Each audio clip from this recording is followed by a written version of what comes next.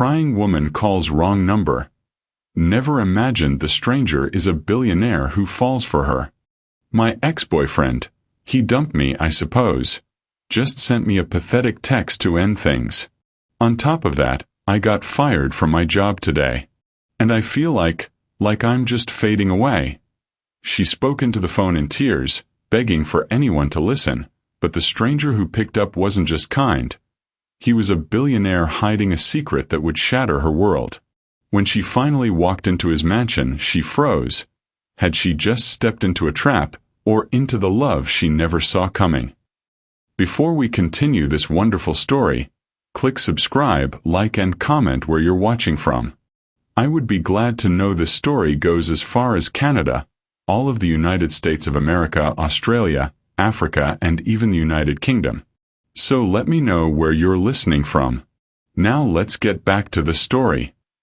The first tear hit her phone screen like a raindrop, distorting the numbers she tried to dial.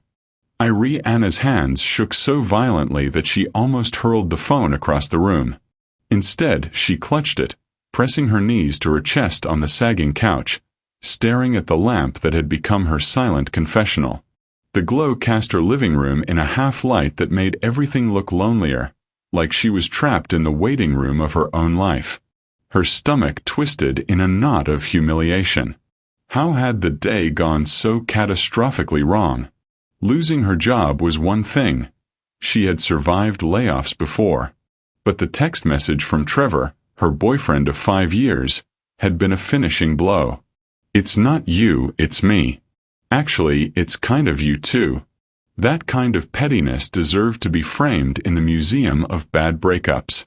She had read it 5 times, each reading landing heavier than the last. The words weren't cruel in the way knives are cruel. They were cruel in the way paper cuts are, sneaky, stinging, lingering longer than anyone admits. She wanted to scream, but her throat felt like it had been stuffed with cotton. Instead, she fumbled with her phone. Somewhere, buried deep in her memory, was the number of her college friend who always knew how to make her laugh. If she could just hear that familiar voice, maybe she wouldn't feel so much like the last person on earth. But grief is a trickster. Her tears blurred one digit, and fate, or whatever cosmic comedian was scripting her life, decided she would misdial. The line clicked alive. Hello. The voice was male, deeper than she expected. Calm in the way oceans are calm before storms. For a heartbeat, she considered hanging up. But something in his tone, a steadiness she didn't know she needed, anchored her. I'm sorry, she stammered. I didn't know who else to call. There was silence. Not the kind that judges or grows awkward, but the kind that listens. Then, finally, the man said, "What's wrong?" It was absurd.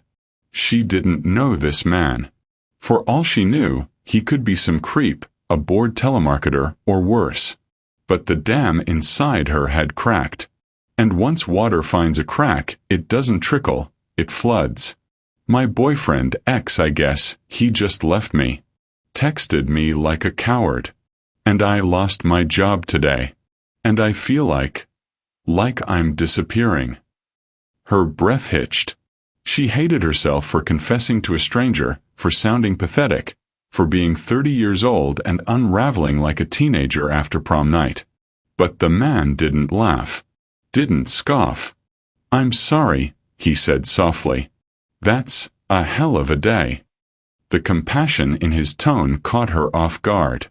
She pressed her forehead to her knees, curling tighter. "I shouldn't have called. You don't even know me." "Maybe that's why it works," he replied. "Sometimes strangers are safer. No expectations. No history." She blinked into the darkness, surprised at the wisdom in his words. Strangers are safer. She hadn't thought of it that way, but maybe he was right. "What's your name?" she asked, her voice muffled. A pause. "Chris," he said at last. "Just Chris." She swallowed hard, her tears slowing. "I'm Irie." And just like that, the conversation shifted. From sobs to syllables. From despair to dialogue. They talked, not about her breakup, not about her job, but about anything else. Favorite movies. Food cravings. She admitted she once lived 3 days on peanut butter sandwiches because her paycheck was late. He confessed he once burned water. Burned water, she repeated, laughing through her tears. I don't know how it happened. The pot was black, and my chef still hasn't forgiven me. Wait, you have a chef? A silence. Then a cough. Well, kind of. Don't judge. I'm already judging. Who burns water with a chef in the house? Her laughter rang out, startling her with its rawness. It had been weeks since she'd laughed like that. She could almost feel the heaviness on her chest lift an inch, maybe two. The conversation drifted past midnight. Eventually, her eyelids sagged. Thank you, she whispered before sleep tugged her under. On the other end of the line, Chris sat in his penthouse, staring at the city lights. For years, the skyline had been nothing but glass and steel trophies of his empire. But tonight, hearing the vulnerable stranger breathe softly into the phone, it looked different. Less like a prize, more like a prison. He should have hung up when she first called. Should have told her she had the wrong number. Should have let the silence return. But something in her voice, fragile yet fierce, wounded yet resilient, echoed in his chest. And for the first time in years, he didn't feel entirely alone. That was the night it began. Neither of them knew it, but a single wrong digit had just rewired the trajectories of their lives. Because sometimes, the wrong number isn't wrong at all. The next morning, Iree woke up with her phone still in her hand, screen dimmed, battery gasping at 2%. For a moment, she didn't remember what had happened. Then the sound of her own laughter from last night came back to her like a dream she didn't want to let go of. Had she really spent 2 hours talking to a stranger named Chris? Had she really admitted her pathetic peanut butter diet story? And, oh God, had she actually snorted when he confessed to burning water? She groaned, rolling onto her back. You're an idiot, Iree, she muttered. Her stomach, however, had no time for shame. It growled like an angry wolf demanding breakfast. She shuffled into the kitchen, where the fridge confirmed what she already knew. 1 jar of pickles, a half-empty carton of almond milk, and a block of cheese that was beginning to grow a new civilization. She sighed. Maybe unemployment and heartbreak could be tackled better on a full stomach, but apparently not in her apartment. She settled on cereal, dry, because almond milk didn't count, and tried not to dwell on the fact that she had poured the last crumbs from the box.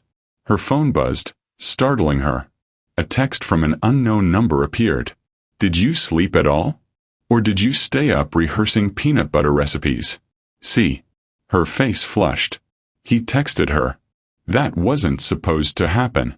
Wrong number calls were supposed to be fleeting, embarrassing, one-night mistakes. Not this. Still, her fingers typed before her brain caught up. Dry cereal. The cuisine of champions. And for the record, peanut butter sandwiches are versatile. 3 dots appeared. Then vanished. Then appeared again. She bit her lip. Versatile, huh? Like haute cuisine. Can you do peanut butter flambé? She laughed so loudly she scared herself. And just like that, the day felt slightly less catastrophic. Chris, on the other side of the city, sat at a polished walnut table in his penthouse dining room.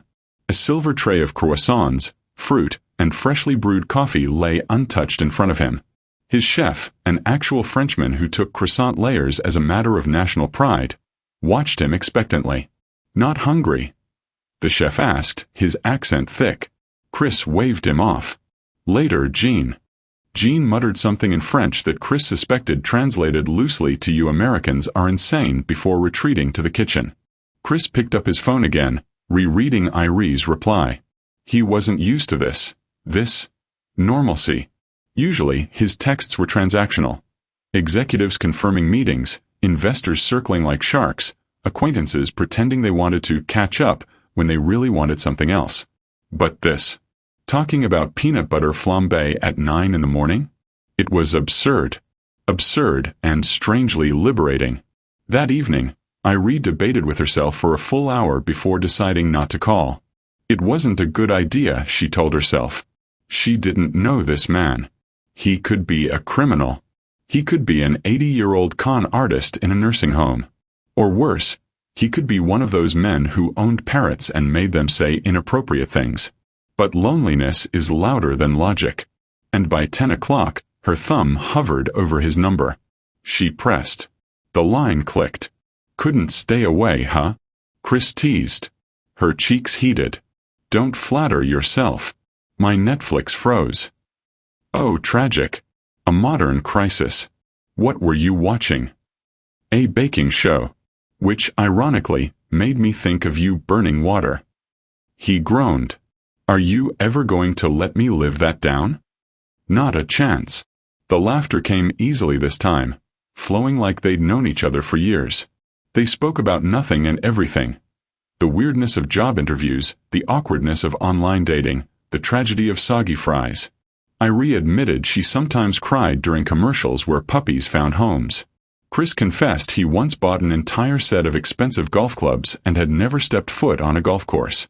It's just everyone at the time was into golf, he explained sheepishly. Let me guess, they're sitting in a closet somewhere collecting dust? Polished weekly. Untouched. They're like my decorative pets. She laughed so hard she nearly dropped the phone.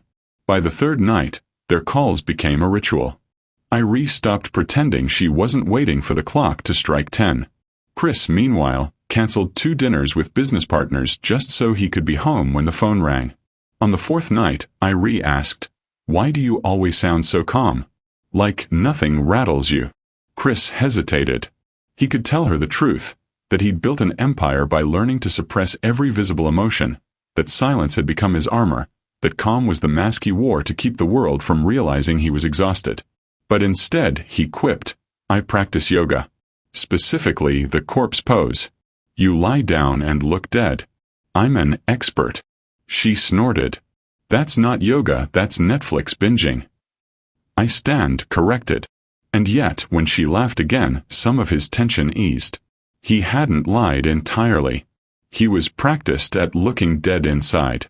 But lately, with her, he felt more alive than he had in years. A week later, Irie sat at her kitchen table filling out job applications, her phone propped beside her. Chris was on speaker, his voice keeping her sane while she typed out cover letters she knew no one would read. So what's your dream job? He asked suddenly.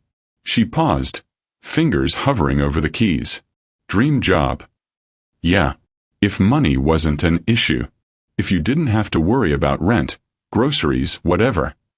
She thought about it. Honestly, I'd run a little bookstore cafe. The kind that smells like coffee and old pages. People could come in, read, talk, maybe listen to live music on weekends. Nothing fancy. Just cozy. He smiled to himself. In his world, dream jobs usually meant CEO positions, IPO launches, billion-dollar exits. But her dream was simple. And somehow that made it beautiful. What about you? She asked. He froze. No one ever asked him that. Not really. They asked about goals, targets, business strategies. But dreams? Those belonged to his younger self, the kid who had once wanted to be a musician before spreadsheets consumed him. I guess. He hesitated. I'd like to just live quietly. No board meetings, no constant noise. Maybe a cabin somewhere. Grow a beard, chop wood, scare hikers. She laughed. You. Chop wood. You'd probably burn it. Like your water. He chuckled. Fair point. As the nights rolled on, their conversations deepened. They shared secrets they hadn't told anyone else. Irie confessed she sometimes feared she was unlovable, that every failed relationship confirmed it. Chris admitted he often wondered if anyone would care about him without his money, if people saw him or just the empire he had built. One night, when the silence stretched, Irie whispered, Why does it feel like I know you better than people I've known for years? Chris closed his eyes, lying on his leather sofa with the city skyline glittering outside. Because you actually listen. And you don't want anything from me. Her chest tightened. She wanted to tell him she did want something, from the way he made her laugh, from the strange comfort of his presence, but she bit her tongue. By the second week, they had slipped into a dangerous rhythm. The world outside became background noise. The calls became the highlight of their days. But in the back of Irie's mind, a question lingered like a shadow. Who exactly was this man? And in the back of Chris's mind, an equally heavy thought echoed. How long before she finds out who I really am? Neither of them dared to say it aloud. Not yet. But secrets, like water, always find the cracks. Irie sat cross-legged on her couch, clutching her phone like it was the lifeline it had become. She had meant to keep the calls casual, but somewhere between peanut butter flambe and Chris's ridiculous corpse pose yoga, the conversations had started burrowing under her skin. And now, every night at 10 o'clock, her body reacted before her brain did. Her hands grew restless. Her stomach fluttered. Her ears tuned for the first buzz of the phone. That night, she didn't even wait for him to call. She pressed his number, her heart thudding against her ribs. "Hey," he answered, his voice warm, steady. Too steady, like he had been waiting too. "You sound suspiciously awake," she teased. "I was reading." "Reading?" She raised an eyebrow, even though he couldn't see. "What stock reports? Contract negotiations? How to iron socks for billionaires?" His silence stretched a beat too long. Then he said, "Children's books, actually." She blinked. "What?" "I like picture books. They're short. Simple. No one dies tragically at the end. Usually." She burst into laughter. "You're lying." "I'm not. Where the wild things are. Classic literature." "Chris." She shook her head, grinning despite herself. "You are the weirdest man I've ever met." "I'll take that as a compliment." On the 12th day of their nightly ritual, Irie realized she hadn't cried once since that first call. Oh, she's still worried. She still stressed about bills, about interviews that went nowhere, about the aching emptiness Trevor had left behind. But the tears that had once ambushed her in the middle of folding laundry or brushing her teeth had dried.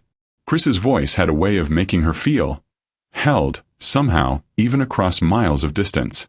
Like his calm was contagious, like the simple sound of him saying, "Tell me about your day," made everything she carried feel a fraction lighter.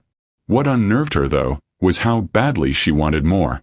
Chris, for his part, was noticing changes too. His assistant, a sharp woman named Janine who had worked for him for 6 years, caught him humming one morning in the office.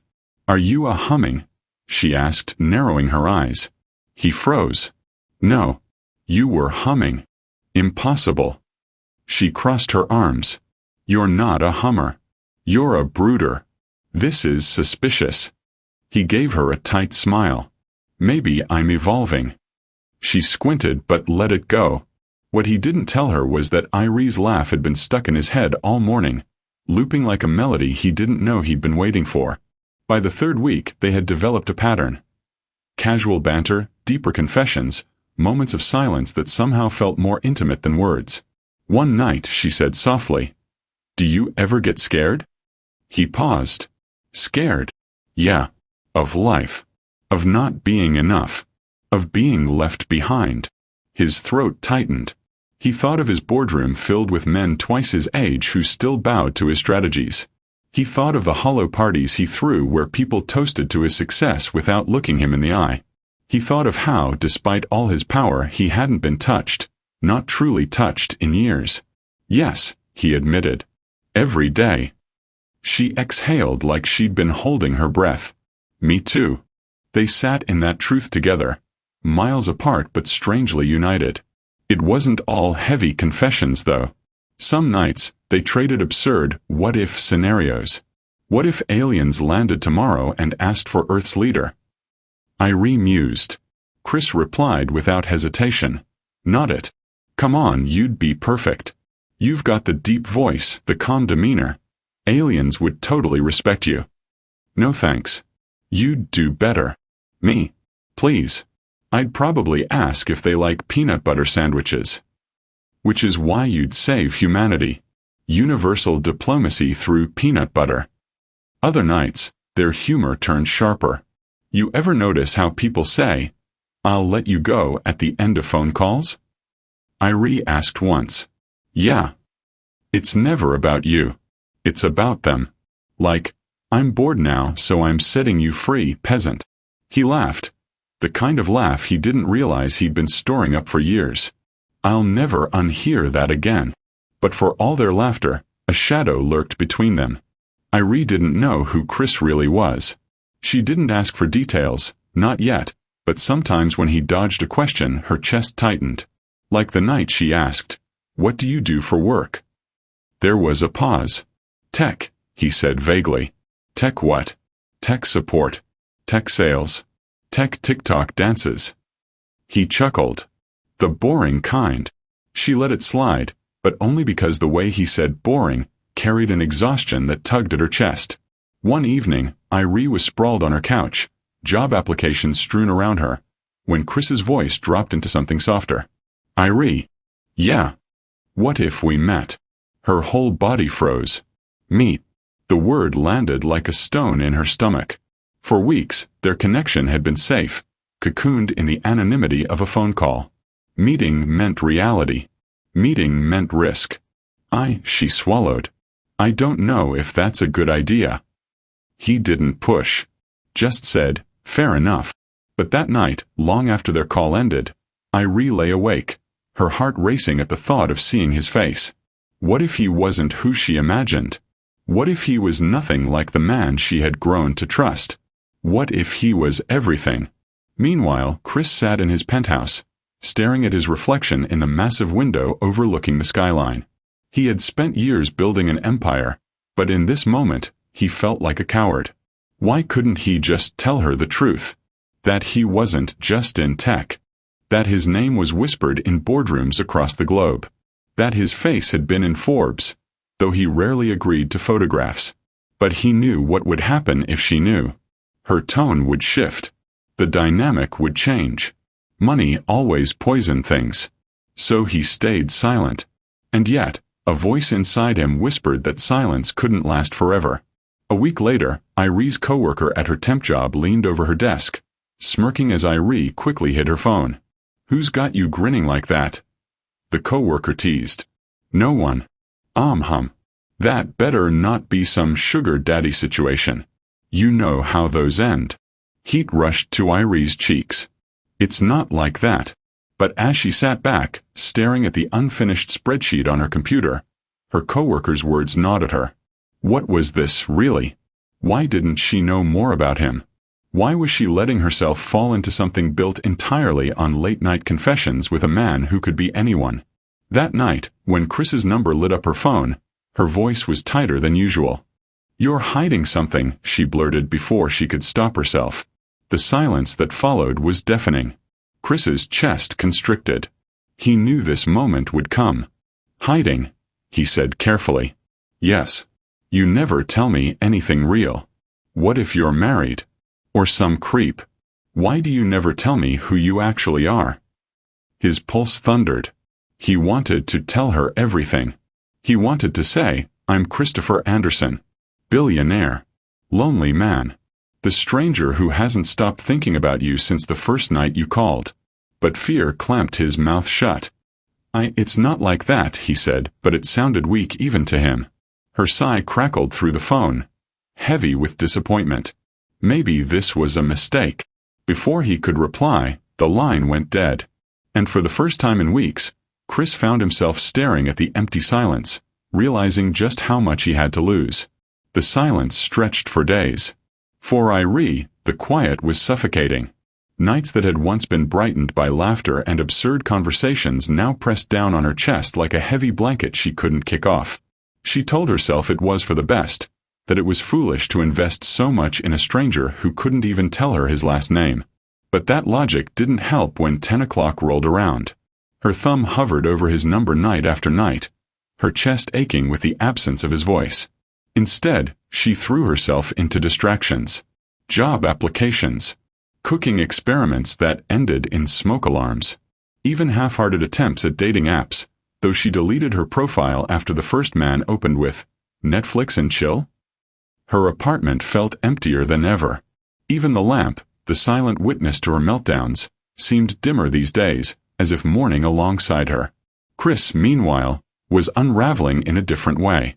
He told himself it was her fault for accusing him, for not trusting him. But deep down he knew the truth. She was right. He was hiding something.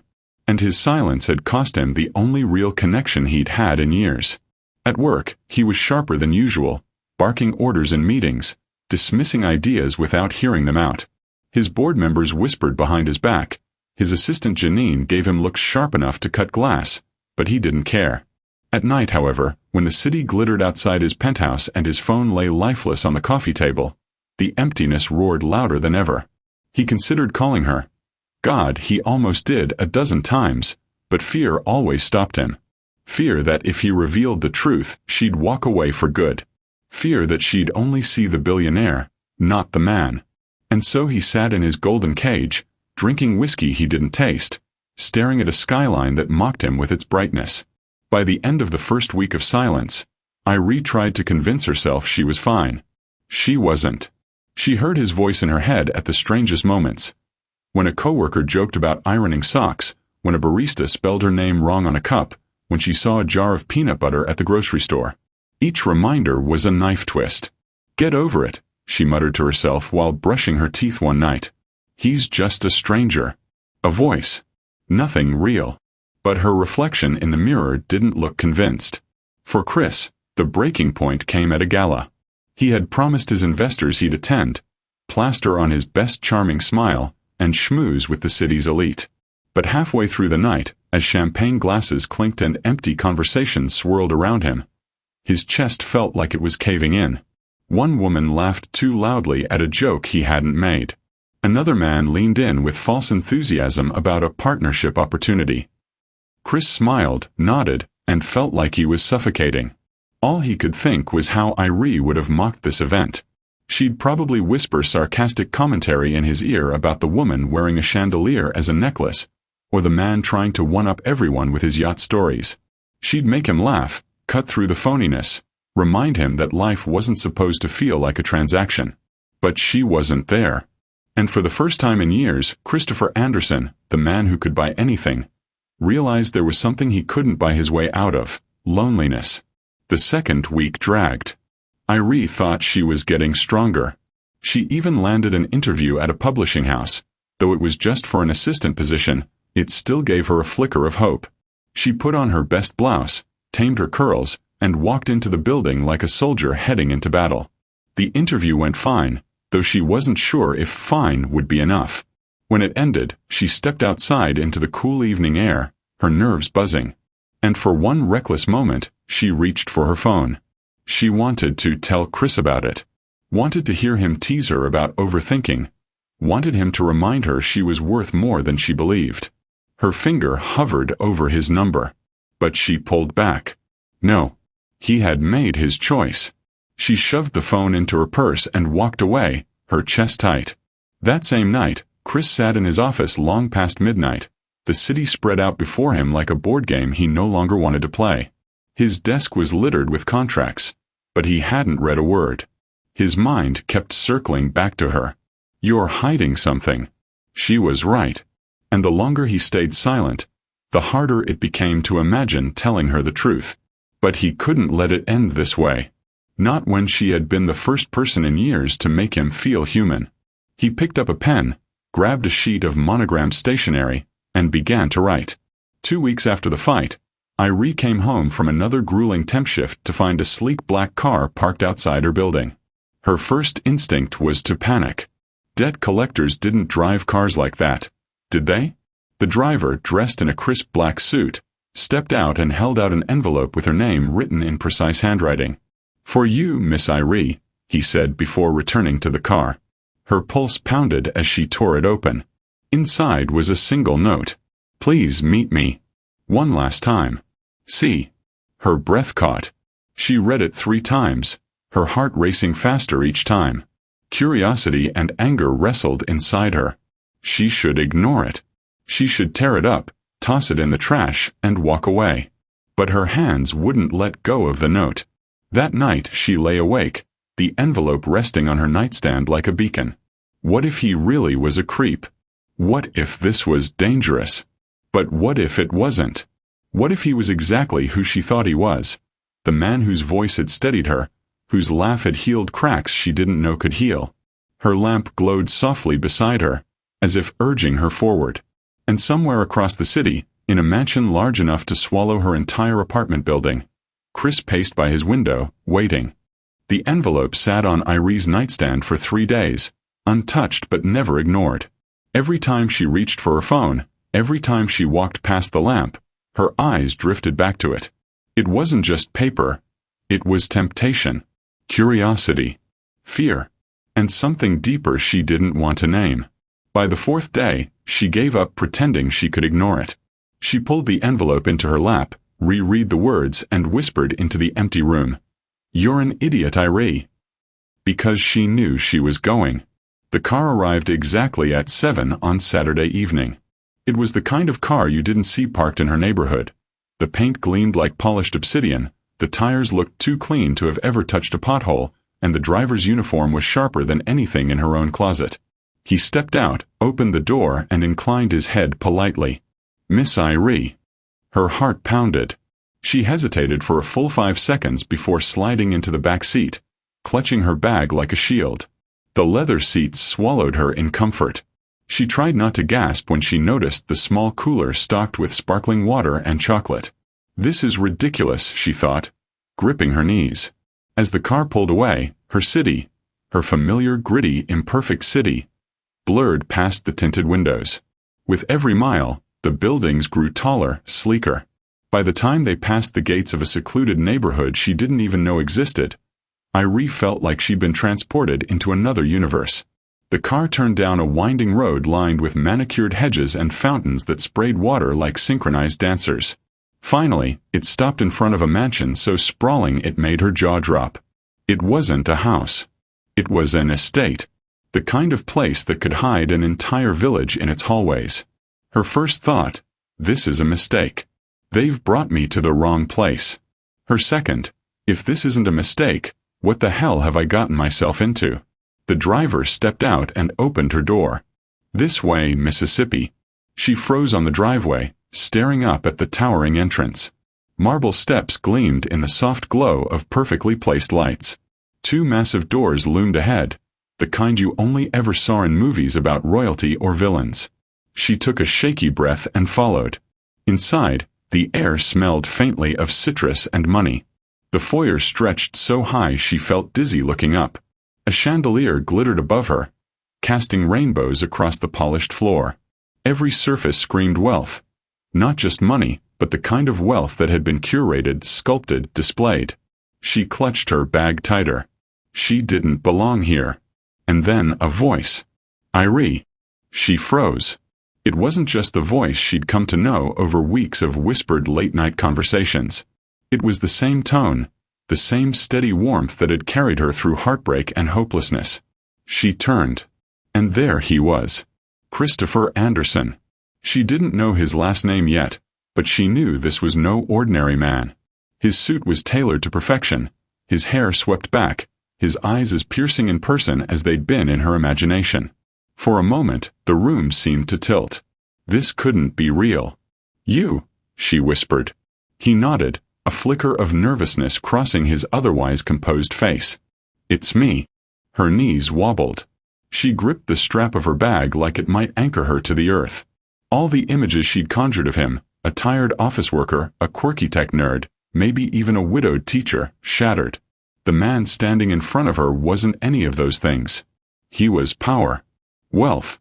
The kind of man who made her world look small. And he was looking at her like she was the only person who mattered.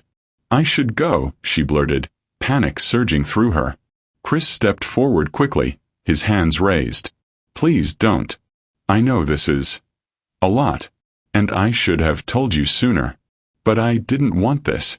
He gestured around at the opulent room. "To get in the way." She shook her head, backing up a step. "In the way of what?" "In the way of you knowing me. Just me. Not the name, not the money, not the—" He trailed off, searching her face. "I wanted you to see me." Her breath came fast and shallow. The man she had cried to, laughed with, confessed her fears to, had been living in a mansion this whole time. Her mind scrambled, trying to reconcile the two images. The stranger who burned water, and the billionaire standing in front of her.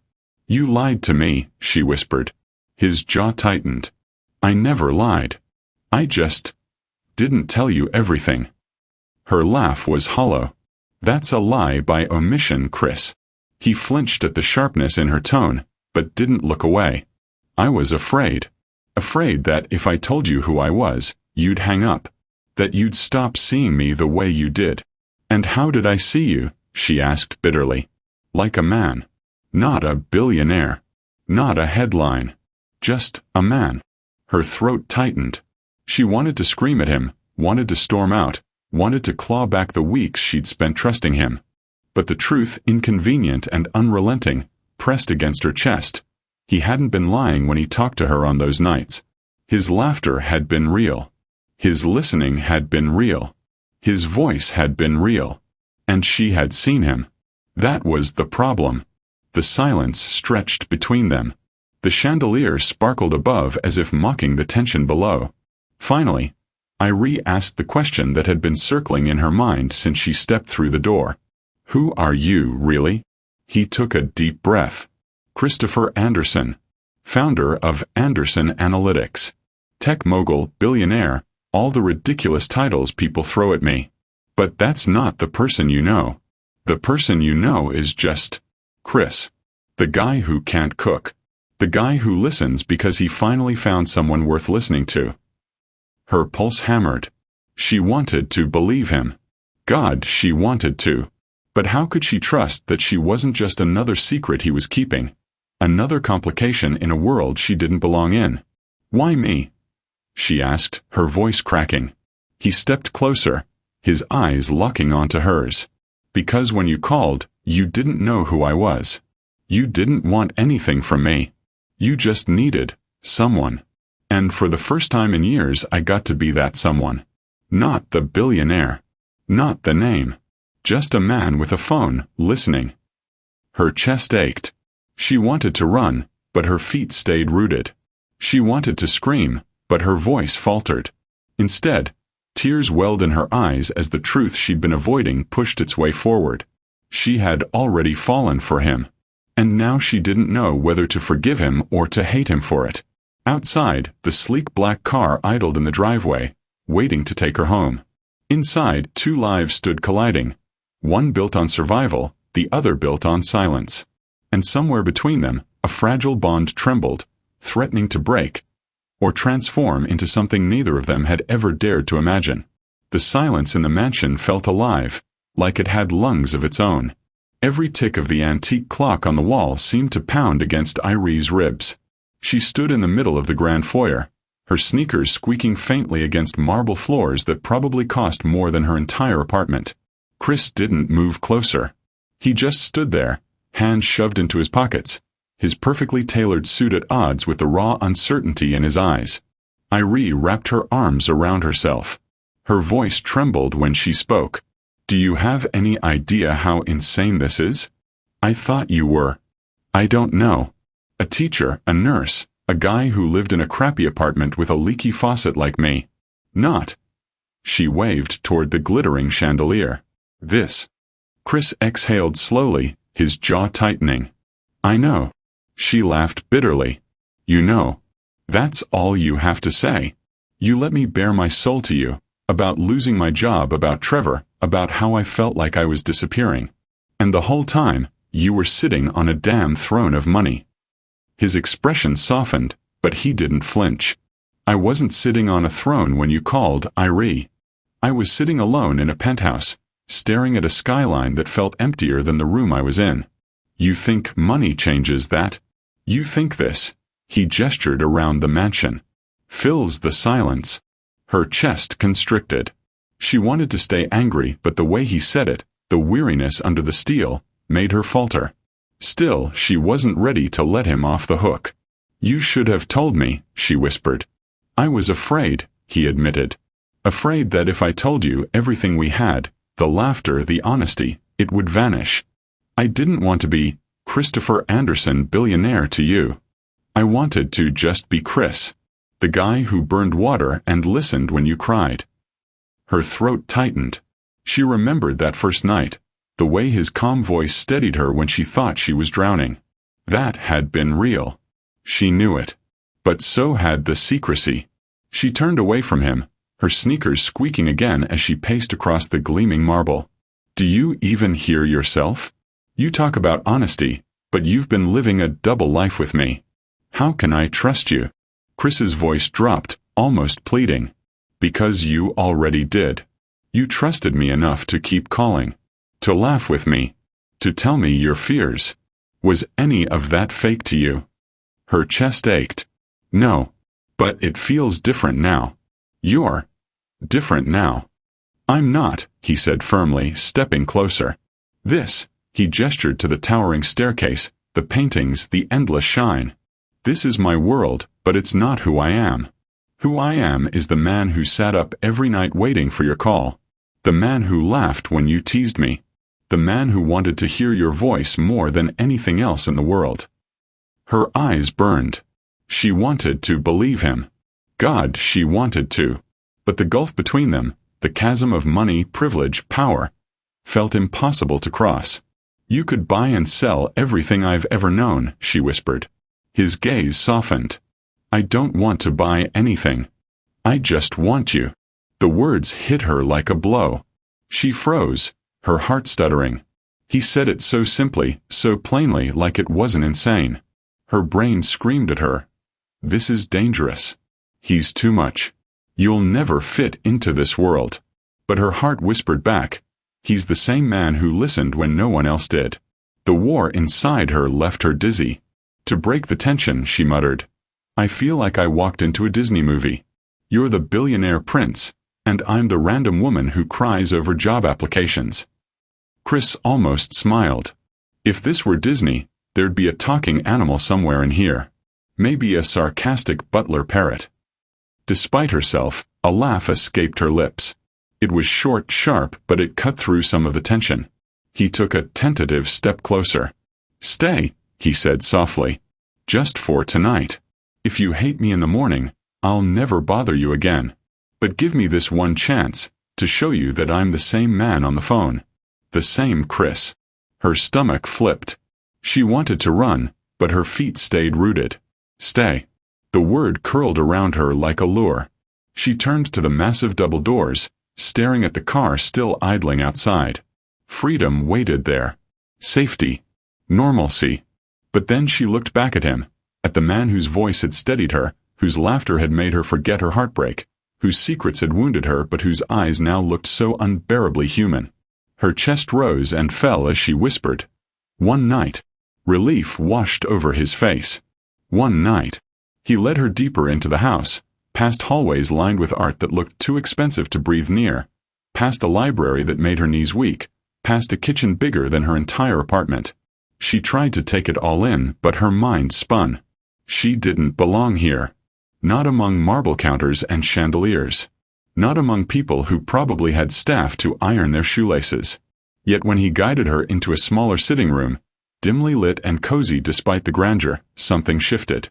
The room wasn't about wealth. It was about comfort, a soft rug, shelves stacked with worn books, a leather sofa that looked like it had been lived in. Sit, he said gently, motioning to the sofa. She did, her hands trembling slightly in her lap. He sat across from her, leaning forward, elbows on his knees. For the first time since she stepped into the mansion, he didn't look like a billionaire. He looked like the man who had whispered, "What's wrong?" on the other end of the line weeks ago. For a long moment, neither of them spoke. The silence wasn't heavy this time. It was cautious, waiting. Finally, Irie broke it. So, this is your world. He nodded slowly. It is. But I don't want it to be the only thing you see. Her voice cracked. It's hard not to. I know.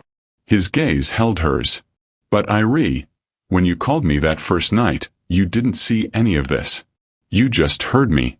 And that's all I've ever wanted from anyone. Her throat tightened.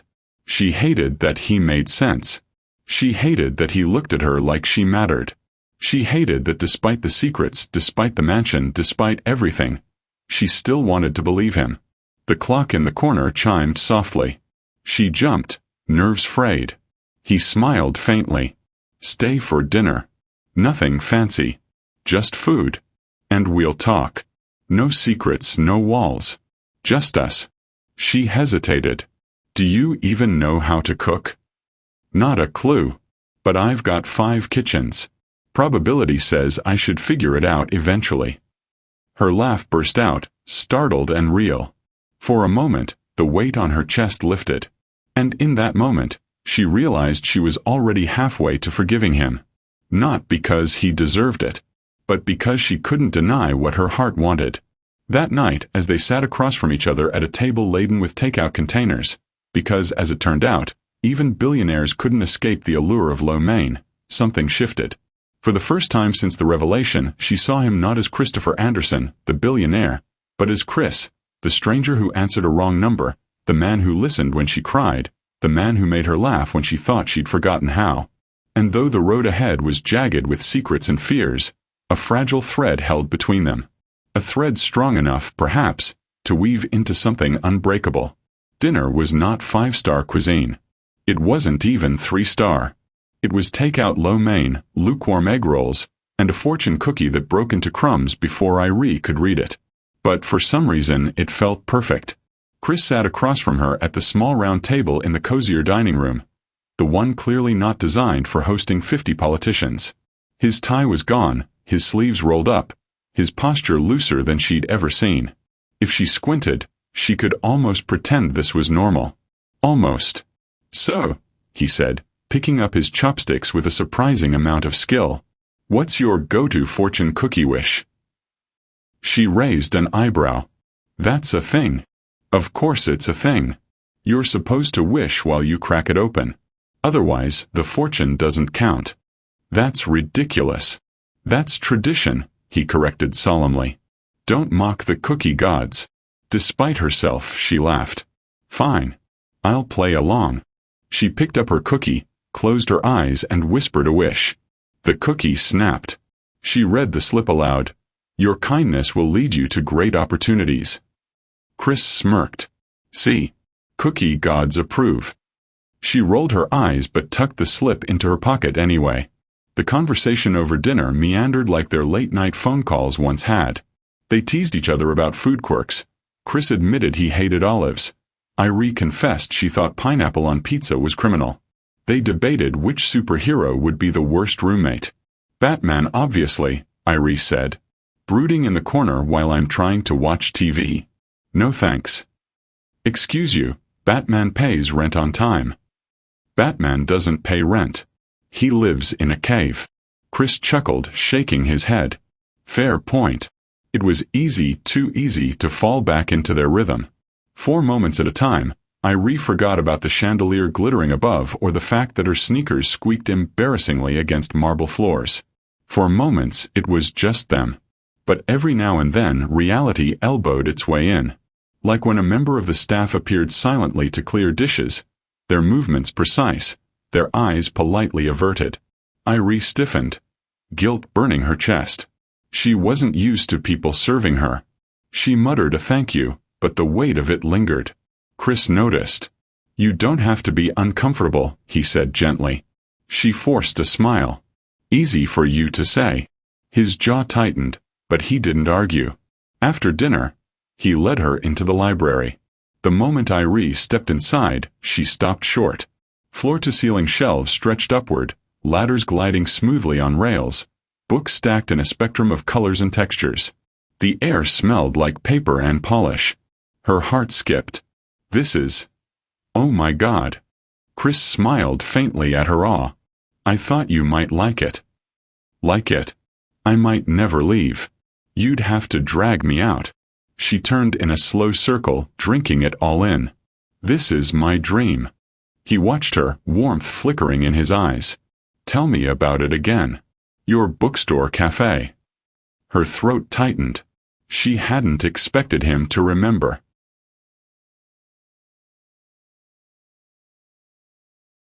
Her throat tightened. She hadn't expected him to remember. She sank onto a velvet chair, her voice soft. I imagine a small place.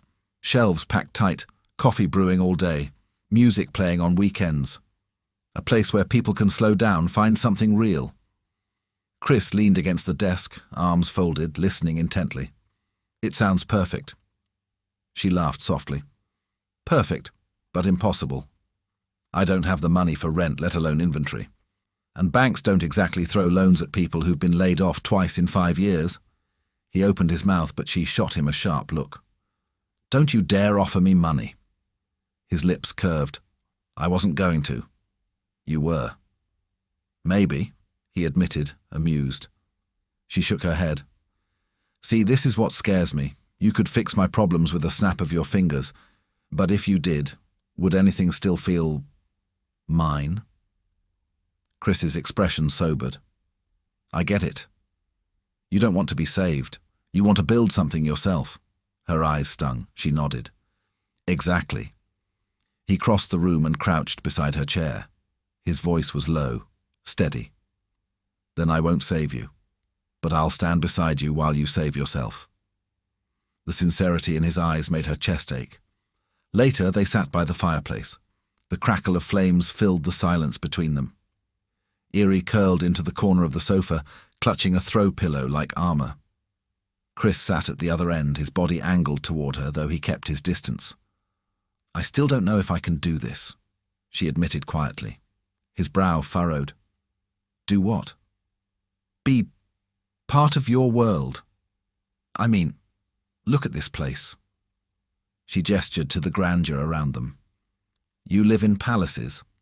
I live in a shoebox. Your shoes probably cost more than my rent. Chris chuckled softly. Not true. You know what I mean. Her voice cracked. We're from different universes, Chris, and universes don't collide without destruction. He was silent for a long moment. Then he said, maybe. Or maybe they collide and create something new. Her throat tightened. She wanted to believe him, but fear still clung stubbornly. At midnight, the staff offered to prepare a guest room. The words alone made Irie's skin prickle. A guest room? Like I'm some kind of visiting dignitary? Chris gave a small, almost shy smile. They just mean a bedroom, you don't have to stay. She hesitated, torn between bolting for the sleek black car waiting outside and surrendering to curiosity. Finally, she whispered, just tonight. Chris nodded, though relief flickered across his features. Just tonight. The guest room was absurdly beautiful. Cream-colored walls, a bed big enough for 6 people, a view that stretched across the glittering city skyline. Irie stood frozen in the doorway, feeling like an imposter in someone else's fantasy. When Chris left her with a soft good night, she sank onto the bed, her chest tight. She should leave. She should never come back. But when she closed her eyes, she didn't see chandeliers or marble floors. She saw the man who had whispered, "What's wrong?" into the phone when she had been falling apart. And that man didn't feel like a billionaire. That man just felt like Chris. Down the hall, Chris sat alone in his study, nursing a glass of whiskey he didn't taste. His chest felt lighter than it had in weeks, yet heavier at the same time. She was here. She had seen his world and hadn't run, yet. But he knew this was only the beginning, because sooner or later the outside world would notice, and when they did, their fragile bubble would burst. The next morning, Irie woke to sunlight pouring through floor-to-ceiling windows. For a moment she forgot where she was. The sheets were silk, the room impossibly still. Then it hit her, and she bolted upright. She was in his world, and whether she liked it or not, part of her didn't want to leave. The mansion looked different in the morning. Gone was the warm glow of chandeliers and the cozy firelight from the night before. In daylight, everything felt sharper, too polished, too large, too intimidating. Irie padded barefoot across the gleaming guest room floor, staring out at the sprawling city skyline. She couldn't shake the feeling that she was trespassing in a world that wasn't hers. Her reflection in the glass confirmed it, rumpled curls, an oversized t-shirt she'd borrowed from Chris's closet, bare legs that didn't belong in a house where even the curtains probably had their own insurance policy. A soft knock startled her. "Come in," she called, her voice shaky. The door opened. Chris stood there, tieless, his hair slightly messy. It was the most human she'd seen him look in this house, and the sight tugged at something in her chest. "Morning," he said gently. "Morning," she echoed. He hesitated, then added, "There's coffee downstairs, and pancakes. Not by me before you ask. My chef insists on feeding people properly." Despite her nerves, she smiled faintly. "Pancakes sound good." Breakfast was served in a smaller dining room overlooking the gardens. The chef, a gruff man who muttered in French under his breath, set plates in front of them, then retreated without a word. Eerie stabbed her pancake with a fork, her appetite minimal. Chris noticed. "You're quiet," he said. She looked up, meeting his eyes. "I don't know how to do this." "Do what?" She gestured vaguely around them. "This. Sitting in a palace eating pancakes like I belong here. Pretending I'm not waiting for some alarm to go off telling me I've wandered into the wrong life." His expression softened. "You don't have to pretend." Her throat tightened. "But it feels like I do." Before he could respond, a phone buzzed on the table. Not hers, his. Chris glanced at the screen and his jaw tensed. He silenced it, face unreadable. "Work?" she guessed. He nodded. "Board meeting. They want me downtown in an hour." Her stomach sank. Reality was knocking on the door, and reality didn't care about pancakes. "Go," she said quietly. "I'll figure out how to get home." "I'll have the driver take you," he replied quickly. "Chris?" "No arguments. Please." The silence stretched. Then she nodded. When the driver dropped her back at her apartment, Irie felt the shift immediately. The peeling paint on her front door, the faint smell of fried food from her neighbor's unit, the narrow hallways, all of it screamed the life she actually belonged to. The mansion felt like a dream. Chris felt like a dream. And dreams didn't last. That afternoon, while she sat at her kitchen table scrolling through job boards, her phone buzzed with a notification. She froze. It was a news headline. "Reclusive tech mogul Christopher Anderson spotted with mystery woman." Her stomach flipped. She clicked the link. Grainy paparazzi photos filled the screen, her stepping out of the sleek black car in front of his mansion, clutching her bag nervously. Her face was clear enough to recognize. Her blood ran cold. "Oh no," she whispered. Her phone rang before she could process it. "Chris," she answered, her voice trembling. "They know." "I know," he said grimly. "I'm sorry. I should have expected this. They've been sniffing around me for years. Chris, my face is online. People can see me, my job applications. What if they Google me? What if my mother sees this?" "Irie, breathe." "No, you don't understand. You're used to this. Cameras, attention, gossip. I'm not. I'm just me. A broke woman with a broken heart and no job. And now the whole world knows I walked into your mansion like—" Her voice cracked. "Like I belong there." Silence. Then his voice, steady but urgent. "You do belong here. With me. Don't let them decide otherwise." Her chest ached. It's not that simple. The fallout was immediate. Her co-worker at the temp job cornered her the next morning, phone in hand, smirking.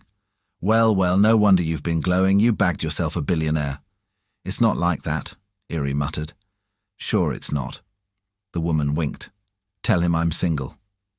By lunch, 2 more co-workers had approached her with nosy questions. By the end of the day, she couldn't take it anymore. She fled to the bathroom, locked herself in a stall, and fought back tears. Her worst fear was coming true. She wasn't Irie anymore. She was the billionaire's mystery woman. Meanwhile, Chris was battling his own storm. The board of Anderson Analytics was not pleased. His CFO confronted him in a meeting. "Your personal life is splashed across tabloids. Investors are asking questions. This mystery woman, do we need to be concerned?" Chris's jaw clenched. "Concerned about what? That I'm human? That I met someone who makes me happy?" The CFO didn't flinch. We're concerned about perception, stability. The market reacts to everything you do. Chris leaned back, his voice low and dangerous. Then the market can deal with it.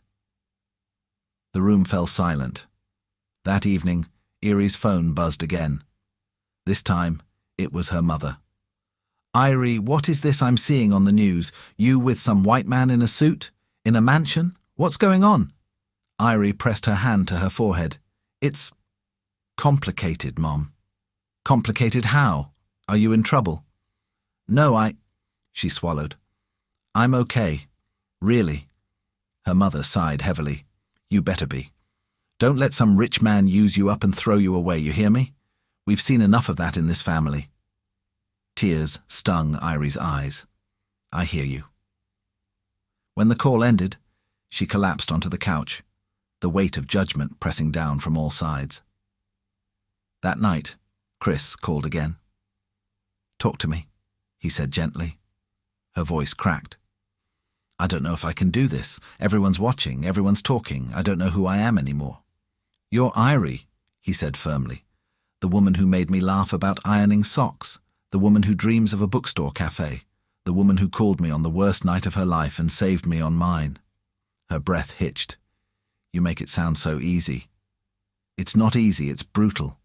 But I don't care. I don't care what the press says, what the board thinks, what anyone whispers. I care about you." Her heart ached with equal parts longing and fear, because she wanted to believe him. But belief meant risking everything. At 2 a.m. she lay awake staring at the lamp beside her bed, the same lamp that had seen her at her lowest. The thought whispered through her mind like a dare. If love was born out of a wrong number, maybe it can survive everything else. But could it? She didn't know. The headlines didn't stop. By the end of the week, Irie's face was everywhere. Tabloids, gossip blogs, even business magazines speculating on the mystery woman capturing Christopher Anderson's attention. She hated every second of it. Neighbors whispered when she left her apartment. Co-workers smirked behind her back. Even strangers online dissected her photos, judging her hair, her clothes, her life. One comment in particular stuck like a thorn. "She looks too ordinary. He'll get bored." Ordinary. The word carved itself into her chest. She wanted to curl into her couch and disappear, but the phone rang and his name lit up the screen. "Talk to me," Chris said, his voice low and steady. Tears welled in her eyes. "I can't. I don't know how to live like this, Chris. I'm not built for flashing cameras and gossip. I'm not strong enough." "Yes, you are," he said firmly. "You've survived layoffs, heartbreak, loneliness. You're stronger than you think." "That's different." "No, it's the same. Life throws storms and you've weathered every one. Don't let strangers with cameras decide your worth." She pressed a hand to her mouth, fighting sobs. "But what if they're right? What if I am too ordinary for you?" His silence stretched. Then his voice broke, raw and unguarded. "Ordinary? Irie, you're the only real thing in my entire life. Everything else, this house, the boardrooms, the headlines, it's noise. You're the first person who ever heard me. You're my anchor." Her chest ached, torn between fear and hope. The next day, Chris made a choice. When he walked into the boardroom, the CFO was already waiting with a folder of damage control strategies. "You need to release a statement," the man said. "Distance yourself. Clarify this woman is nothing serious." Chris shut the folder without reading it. "I won't." "Christopher, I said I won't. She's not a scandal. She's not a mistake. She's the best thing that's ever happened to me." The CFO blinked. "You're letting your personal life compromise your business." Chris's gaze hardened. "No. For once, I'm letting my humanity matter more than business. If investors can't handle that, they can find another golden boy." The room fell silent. For the first time in his career, Chris felt free. That evening, Irie heard a knock on her apartment door. When she opened it, Chris stood there, not in a suit, not in polished shoes, but in jeans and a simple shirt. His hair was slightly mussed, his eyes tired but burning with determination. Her heart leapt into her throat. "What are you doing here?" she whispered. He held her gaze. I'm done hiding, done pretending my life isn't better with you in it. If the world wants to stare, let them. I don't care. I just want you. Tears filled her eyes. Chris. I know it's scary, he said softly, stepping closer. I know it feels impossible, but we don't have to play by their rules. We can make our own. Ordinary or not, rich or not. I want us. Her lips trembled. What if I can't handle it? Then I'll handle it with you. Her breath hitched. For weeks, fear had wrapped around her like chains. But looking into his eyes now, she saw no judgment, no pity, only truth. And suddenly, she realized she wasn't afraid of the cameras or the gossip or the money. She was afraid of losing him. Slowly, she whispered, I don't want to disappear anymore. Relief washed over his face. He reached for her hand, and when his fingers laced through hers, something inside her finally clicked into place. The weeks that followed weren't easy. Reporters still lurked, headlines still spun. But Eerie stopped reading the comments. She stopped flinching at whispers. Because every night, Chris was there. On the phone, in person, reminding her she wasn't alone. He took her to bookstores instead of galas, to quiet cafes instead of banquets. He listened when she ranted about job interviews, teased her when she burned toast and cheered louder than anyone when she finally got a call back from the publishing house. Slowly, the noise of the world faded, and in its place, something steady grew. One evening, months later, they sat in her tiny apartment. Not his mansion, not some fancy restaurant, just her place, her rules. Take-out boxes littered the coffee table. A lamp glowed softly beside the couch. It reminded her of that first night, the night she had dialed the wrong number. Chris leaned back, smiling faintly. You know, I never thanked you. She frowned. For what? For saving me. That night. You thought you were the one falling apart, but you pulled me out of a silence I didn't even know was killing me. Her throat tightened. I didn't save you, Chris. We saved each other. He reached into his pocket and pulled out a small slip of paper, worn and creased. Her eyes widened. Is that? He smiled. Your fortune cookie slip. Your kindness will lead you to great opportunities. Tears welled in her eyes. You kept it. Of course, it came true. She laughed softly through her tears, pressing a hand over her heart. And in that moment, she knew. Their story hadn't been about a wrong number at all. It had been about two people who were lost, finding their way home, to each other. The world kept spinning with all its noise and chaos, but in the quiet of her living room, with his hand in hers and laughter on her lips, Irie finally felt like she belonged. Not in his mansion, not in his fortune, in his heart. And that, she realized, was the only place she'd ever needed to be. The end. If you were in Irie's shoes, would you have stayed and faced the spotlight with Chris? Or would you have walked away from the mansion that first night? Drop your thoughts in the comments. I'd love to know whether you'd choose love despite the chaos or peace without it. And yeah, thank you for watching this story to the end. If you enjoyed this story, you will surely love the next one. It's as crazier and more intriguing as you can ever imagine. So do check it out. Click on the image showing on your screen right now to watch the next one. Don't forget to subscribe, and I'll see you in the next one. Bye for now.